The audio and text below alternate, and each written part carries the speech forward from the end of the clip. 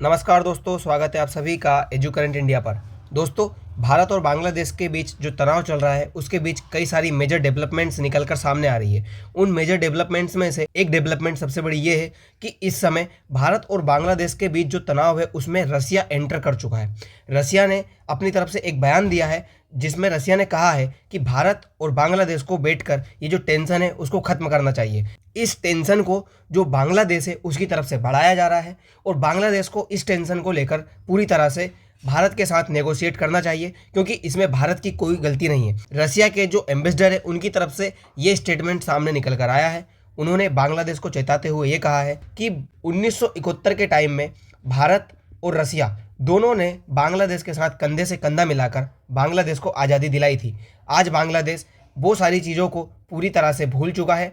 इन चीज़ों को बांग्लादेश को याद रखना चाहिए और भारत के साथ मित्रतापूर्ण व्यवहार में रहना चाहिए। वैसे तो भारत बांग्लादेश ये दो देशों का मामला है, उनके बीच हम नहीं बोल सकते, लेकिन फिर भी हम बांग्लादेश को ये जानकारी देते हैं कि इसमें भारत की तरफ से कोई नुकसान नहीं होगा, जो नुकसान होगा वो बांग्लादेश का होगा। ये सारी बातें रसिया के जो एम्बेसडर है उनकी तरफ से बांग्लादेश को कही गई। वहीं दूसरी अपडेट सामने निकल कर आ रही है कि बांग्लादेश में भारत के अंदर जो उसका हाई कमीशन चल रहा था उसको क्लोज कर दिया गया है। थोड़े टाइम के लिए बताया जा रहा है कि बांग्लादेश ने उसको बंद किया है। बांग्लादेश ने इसका एक रीज़न बताया है कि ये भारत के अंदर अब सिक्योर नहीं है। मतलब हमने जो वीज़ा सेंटर बंद किया था बांग्लादेश के अंदर, उसी का काउंटर करते हुए अब बांग्लादेश ने हमारे यहाँ पर खुद का वीज़ा सेंटर बंद कर दिया। और बांग्लादेश इसका रीज़न क्या दे रहा है कि भारत के अंदर ये सुरक्षित नहीं है। जबकि पत्थरबाजी किसने की थी? पत्थरबाजी बांग्लादेश ने की थी भारत के हाई कमीशन के अंदर। जूते चप्पल बांग्लादेश ने फेंके थे भारत के हाई कमीशन के अंदर। और बता किसको रहा है बांग्लादेश? भारत को, कि भारत के अंदर जो हाई कमीशन है दिल्ली में, उस दिल्ली में बैठे हाई कमीशन को प्रॉब्लम है, उसको सिक्योरिटी रीजन की वजह से बंद किया जा रहा है। भारत में उसको खतरा है और इसका जो वीजा सर्विस सेंटर है वो अभी फिलहाल में बंद कर दिया गया। बांग्लादेश ने ये सारी चीजें भारत को काउंटर करते हुए भारत के खिलाफ बोली है। वहीं आपको कुछ दिन पहले याद होगा कि भारत सरकार की तरफ से हमने बांग्लादेश में हमारे 2 वीज़ा सेंटर थे उनको बंद किया गया था। बस इसी खबर को चलते हुए आज बांग्लादेश को मिर्ची लगी है और बांग्लादेश ने भारत के अंदर जो वीज़ा सेंटर थे उनको बंद किया। अच्छी बात है, बंद कर दिया, क्योंकि भारत की तरफ से कोई लोग होंगे भी नहीं जो कि बांग्लादेश में इस सिचुएशन में ट्रेवल करने के लिए जाएंगे। आपने बंद किया है, ठीक है, लेकिन आप हवाला ये दे रहे हो कि भारत के अंदर वो सुरक्षित नहीं है, सिक्योरिटी रीजन से आप बंद कर रहे हो, ये गलत है। वहीं आप लोग जानते होंगे कि अब बांग्लादेश के खिलाफ भारत के अंदर भी काफ़ी तेज़ी से प्रोटेस्ट होने लगा है। उन प्रोटेस्ट में सबसे पहले मैं आपको ये बता दूं, हाल ही की खबर है जिसमें जो हमारा असम है, असम के साउदर्न वाला हिस्सा है जिसका नाम है बराक वैली, उस हिस्से में बांग्लादेश के खिलाफ प्रोटेस्ट काफ़ी तेज़ी से हो रहे हैं। ये प्रोटेस्ट किए जा रहे हैं बांग्लादेश की जो माइनॉरिटीज़ यानी कि जो हिंदूज़ हैं उनके ऊपर होने वाले अत्याचार को लेकर। आप जानते हो बांग्लादेश के अंदर एक हिंदू को जला दिया जाता है, उसकी पहले बहुत बुरी तरह से पिटाई की जाती है, उसके बाद उसको एक पेड़ के ऊपर लटका कर जला दिया जाता है। जिस चीज़ का प्रोटेस्ट करने के लिए अब हमारे जो नॉर्थ ईस्ट वाले राज्य हैं उनमें प्रोटेस्ट होने लगा है। एक प्रोटेस्ट आप देख सकते हो यहाँ पे हो रहा है, दूसरा प्रोटेस्ट त्रिपुरा के अंदर भी हो रहा है। त्रिपुरा के लोग भी इस चीज़ की मांग उठा रहे हैं कि अब बांग्लादेश के अंदर भारत को कड़क एक्शन लेना चाहिए। भारत को जो है बांग्लादेश के ऊपर अपनी सख्ती से कार्य आना चाहिए, क्योंकि बांग्लादेश दिनों दिन वो कार्य कर रहा है जिससे कि भारत को नुकसान पहुंचाया जा सके। साथ ही साथ ये जो प्रोटेस्ट है ये सिलीगुड़ी कॉरिडोर है वहाँ पर भी हो रहा है। लोग बांग्लादेश के अगेंस्ट इतना ज़्यादा अब भड़क चुके हैं। लोगों का कहना है कि बांग्लादेश के जो हिस्से हैं उनको अब भारत में मिला लिया जाए। एक मंच है जिसका नाम है बांग्या हिंदू महामंच। इस मंच ने भी बांग्लादेश के खिलाफ प्रोटेस्ट शुरू किया है सिलीगुड़ी कॉरिडोर के अंदर। और ये जो प्रोटेस्ट है ये मैंने आपको बताया, हिंदू जो मर्डर हुआ है बांग्लादेश के अंदर उसके खिलाफ किया जा रहा है। इन सब लोगों का कहना है कि बांग्लादेश के ऊपर जो है स्ट्रिक्ट एक्शन ले भारत सरकार और बांग्लादेश को जवाब दिया जाए कि आप भारत के खिलाफ ऐसा अगर कोई कार्य करोगे तो ये सब चीज़ें सहन नहीं होंगी। जो मोहम्मद यूनस है वो आप जानते हो कि फरवरी के अंदर बांग्लादेश में चुनाव है और मोहम्मद यूनस ये कभी नहीं चाहते कि बांग्लादेश के अंदर चुनाव हो, इसीलिए वो वहाँ के जो लोग हैं उनको इस तरह से प्रोटेस्ट करने पे मजबूर कर रहे हैं। उनको इस तरह से भड़काया जा रहा है भारत के खिलाफ। जैसे मान लीजिए पार्लियामेंट है, जो इलेक्शन का कमीशन होता है, उनको तोड़ दिया जाए जिससे कि बांग्लादेश के अंदर लोकतंत्र है वो पूरी तरह से खत्म हो जाए और हर वो बॉडी खत्म हो जाए जो कि एक निष्पक्ष चुनाव करवाती हो, जिस वजह से वहाँ पे चुनाव भी ना हो पाए और मोहम्मद यूनस की जो सरकार है वो हमेशा के लिए चलती रहे। ये सारी चीज़ इसीलिए बांग्लादेश के अंदर मोहम्मद यूनस करवा रहे हैं। आप जानते हो बांग्लादेश के अंदर ये जो प्रोटेस्ट है इतना हाई पहुंच चुका था कि वहाँ की जो पार्लियामेंट है उसके अंदर लोग एंटर कर चुके थे सारे बैरिकेड्स को तोड़कर, और वहाँ की जो यूथ लोग हैं वो सब कुछ ये कर रहे थे क्योंकि उस्मान हादी की जो डेथ हुई है उसके खिलाफ आकर वहाँ के लोगों ने वहाँ की सरकार को 24 घंटे का अल्टीमेटम भी दिया था कि अगर आप 24 घंटे के अंदर उस्मान हादी की जो डेथ करने वाला मुजरिम है उसको नहीं पकड़ के लाते हो तो हम बांग्लादेश में इस तरह की अराजकता फैलाएंगे कि आप देखते रह जाओगे।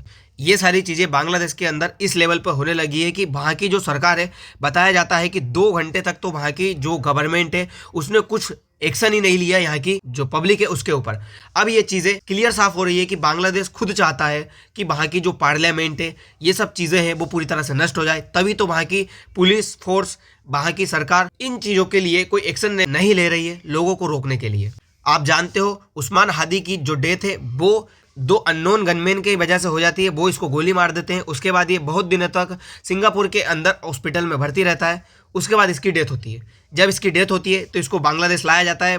बाकायदा इसके जनाजे में इतनी ज़्यादा भीड़ इकट्ठी हो जाती है कि आप सोच नहीं सकते। मतलब हमारे यहाँ पे कोई नेता आए तो उसके लिए इतनी भीड़ ना हो इकट्ठी हो, कोई भगवान की रैली निकले उसमें जितनी भीड़ इकट्ठी होती है उतनी ही यानी कि उस्मान हादी के जनाजे के लिए पब्लिक इकट्ठा हो जाती है। इसको वो पूरा राष्ट्रीय सम्मान दिया जाता है। मतलब भारत विरोधी कोई व्यक्ति बांग्लादेश के अंदर हीरो बनकर बैठा है। ये सारी चीज़ें आज दर्शाती है कि बांग्लादेश वालों के अंदर, बांग्लादेश के अंदर भारत के खिलाफ कितना ज़्यादा प्रोटेस्ट भरा हुआ है, भारत के खिलाफ कितना ज़्यादा जहर भरा हुआ है। ये सब जो चीज़ें हैं वो जमात की तरफ से करवाई जा रही है। जब शेख हसीना थी, शेख हसीना ने जमात के ऊपर प्रतिबंध लगा के रखा था। ये वही जमात है जो पाकिस्तान के समर्थन में है।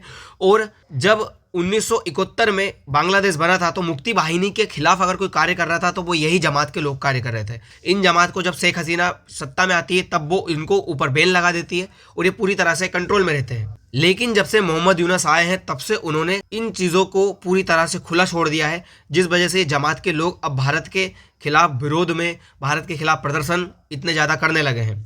अगर बांग्लादेश इन चीज़ों को नहीं रोकेगा तो एक दिन बांग्लादेश को ही इसका नुकसान भुगतना पड़ेगा। आप देख सकते हो कितनी ज़्यादा पब्लिक बांग्लादेश में इस व्यक्ति के जनाजे के लिए इकट्ठा होती है और भारत के खिलाफ आकर नारेबाजी करती है। उनका मानना है कि ये सब चीज़ें भारत के वजह से हुई है। भारत ने ही जो है बांग्लादेश के अंदर अराजकता को फैलाया है। मोहम्मद यूनस का साथ अगर कोई दे रहा है तो बताया जा रहा है कि अमेरिका और चाइना ये सारी चीज़ बांग्लादेश के द्वारा करवा रहे हैं। उनका मानना है कि भारत की जो इकोनॉमी है उसको किसी तरह से रोका जाए।